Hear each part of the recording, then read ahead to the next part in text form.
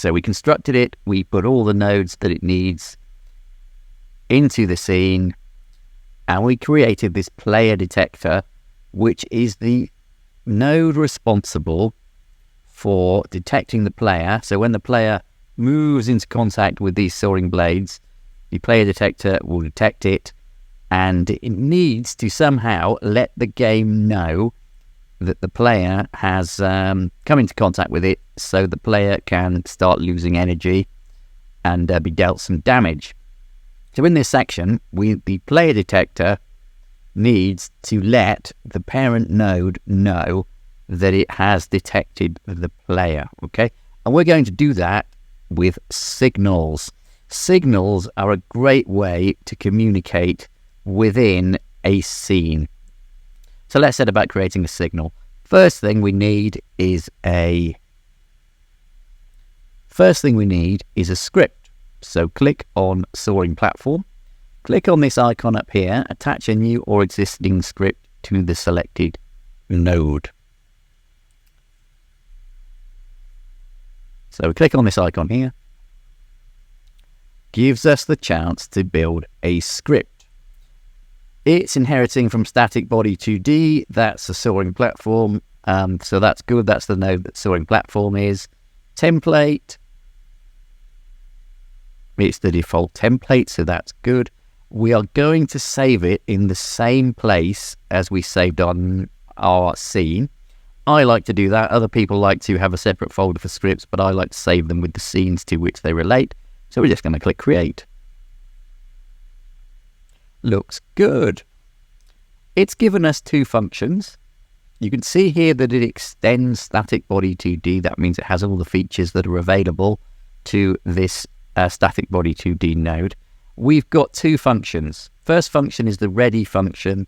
The ready function runs when the node first appears in the game. The correct word for that is when it's instantiated. Okay, so when it's instantiated in the level, that runs. So it runs once right at the beginning. You use it to set things up. We don't need it in this case, so I am going to delete it. The process function is called every time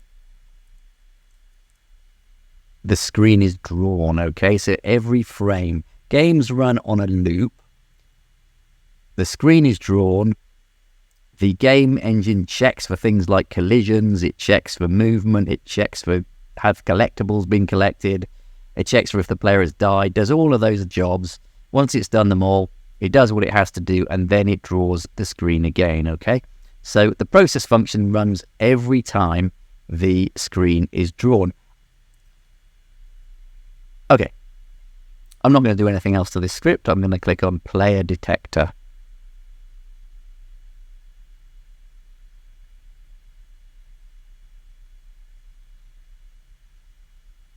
And I'm going to go into Node. And I'm going to go into Signals, and I want the body entered signal. And it's going to ask me what I want to connect it to. So I am currently in the player detector. Look at it there, connecting from. And I want to connect to the parent node, which is Soaring Platform. So I go Connect.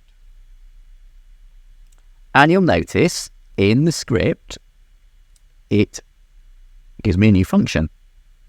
On player detector entered, and it is called with the body that's entered the area. That can only be the player in our case, because remember we set up the collision shapes to only detect the player. But if it was detecting other things, you get the body that's entered supplied to your function, so you can find out what it is and act accordingly.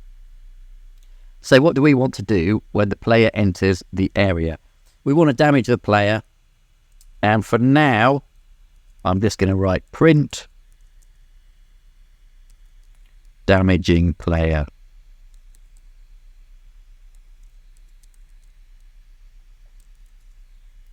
Okay. I'm going to stay in the player detector because we need to stop damaging the player if the player jumps clear of the hazard, which we hope the player will.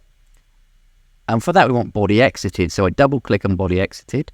Same process. We're connecting from the player detector, and we want to connect to the parent node. So click on the parent node, connect. And we've got yet another function, okay? And we just want to get rid of that pass and print.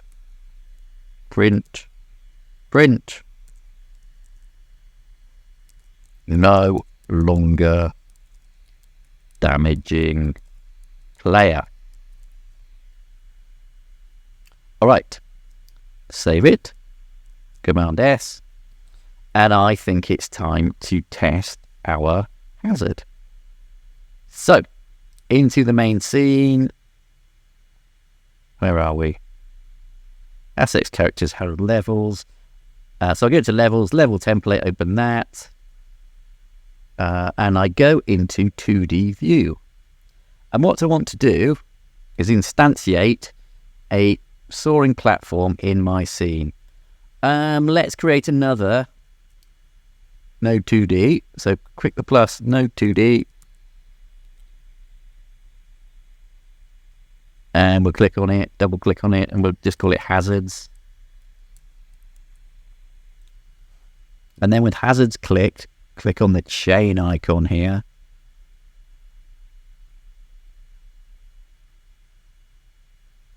And what do we want? We want the soaring platform. Double click. It appears up here, as everything does when it is new. So I'm just going to move it down, make the scene a bit bigger, and put it on the floor there. Is a player going to fall on it? Yeah, a player might fall on it. Let's move it in this corner. Well, I'll tell you what. Let's put it on the platform here. Okay, there it goes. Control S to Command S to save. Let's test our game.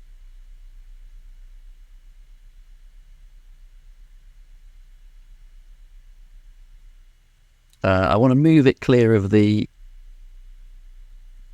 section here because we're going to get messages being printed. So I'm going to jump on there. Damaging player. All right, that's good. Jump off. No longer damaging player.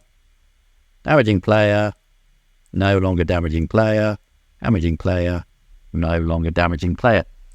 That works fine. Obviously, when we have finished our game, we will have a GUI up here with a life bar. If the player takes too much damage, the player will die. But for the time being, we have the mechanics set up within this soaring blog that will allow us to do that.